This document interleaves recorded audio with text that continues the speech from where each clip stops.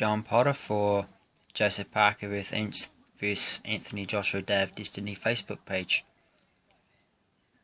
And I'm going to talk about the Hughie Fury and Joseph Parker fight that's now been made, April the 1st, supposedly in New Zealand. But that date has actually, that venue has not actually been set. It's been revealed by the Juco promoter David Higgins, confirming that venue is not set. He has mentioned actually having the fight in Manchester, England. It's not out of the realms. A lot depends on sponsorship money in New Zealand, which they managed to put together for the last fight. But obviously, as this fight is a $5 million fight, $5 million New Zealand dollar fight, it's going to be a bit harder this time. Now, concerns, obviously, they put in the purse bid, they've got the fight, they've got control, theoretically they've got the money. Now they've got to get their money back, and as we've suggested, the fight may yet be in England. But it's a big but. What concerns me most about this fight, it's two things. First of all, I don't think that Juco made the right call in actually fighting Hughie Fury. They should have put up resistance to actually fighting this guy because of his drug issues, which still haven't been solved. His health issues, which for all we know are related to the drug abuse that he theoretically has done, and specifically using nandrolone. So there's one reason I think that Juco could have got out of this fight, and I think they should have pursued that, because the other main reason is now that Fury has actually lost his purse bid, is he and his team actually going to want to travel to New Zealand.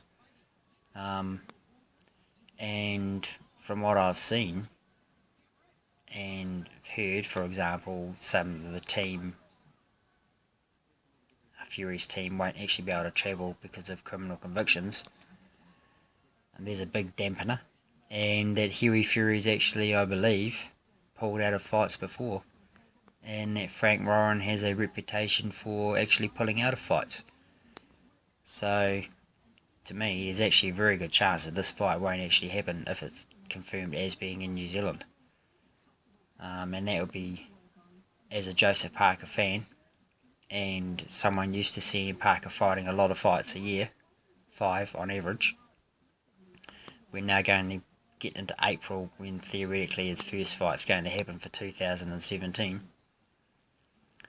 If Fury pulls out, it could be 6 months before Parker fights in 2017, and that, for Parker fans, Parker himself and everyone involved, is going to be hugely disappointing. So really, I think that Juco have made quite a mistake in not trying to get Hughie Fury out of the mix, because that would probably open the way for Jarrell Miller, and it could have been a Vegas fight, which would tick off a lot of boxes. So really, to me, Jarrell Miller was actually a far better option than Hughie Fury. And all this talk about fighting in England is imperative, blah blah blah blah blah. Yes, I agree, it was imperative a year ago, and now it's not, because it's become quite clear that Joseph Parker is way down the queue to fight Anthony Joshua. The names that will fight Joshua before Parker would be Klitschko, obviously, which has been made, David Haye, Deontay Wilder, and who knows, even Tyson Fury. They're all in the list well before Joseph Parker, from what I've seen, read and heard. So, yeah, JP Joshua fight is way down the line, so there's really no reason for Joseph Parker, to fight in England at this time. So to fight Fury over there would be purely for money reasons, and to me it would be a major mistake, because one, Tyson Fury will be in Hughie Fury's corner obviously, and to me Tyson has the ability to provide a major distraction to Joseph Parker and the Juco team. So I can't agree with that. So the whole Hughie Fury episode to me is a potential disaster. Yeah, if it even happens, and if it doesn't happen, it's a disaster. So I think Juco made a blunder, a wee bit of a mess of this, and not at least pursuing getting Fury out of the mix. The other major mistake they've made, to me, is, well, it's not a mistake as yet, but it could prove to be,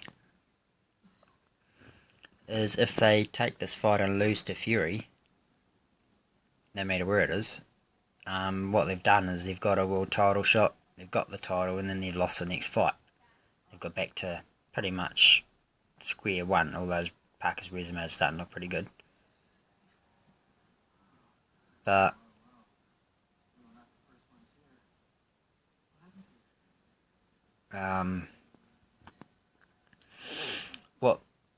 when they had the mandatory against Joshua, to me, they actually should have taken that fight.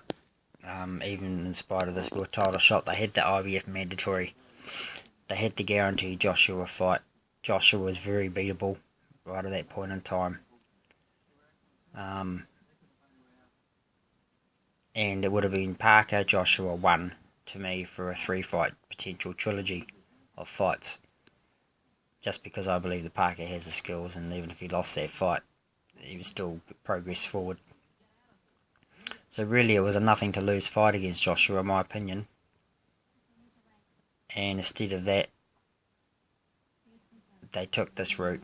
They got the win over Ruiz Jr. that really didn't have a lot of knowledge of or anything, hadn't really done anything apart from build up a good record.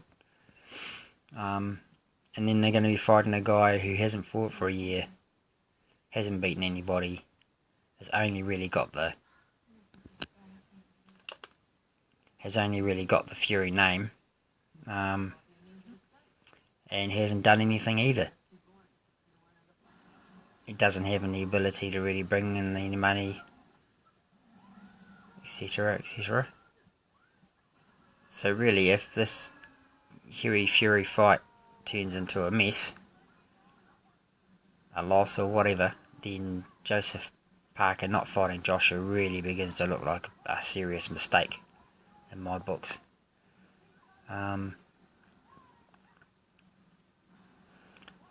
Yeah, it's easy after the event, but even at the time I thought,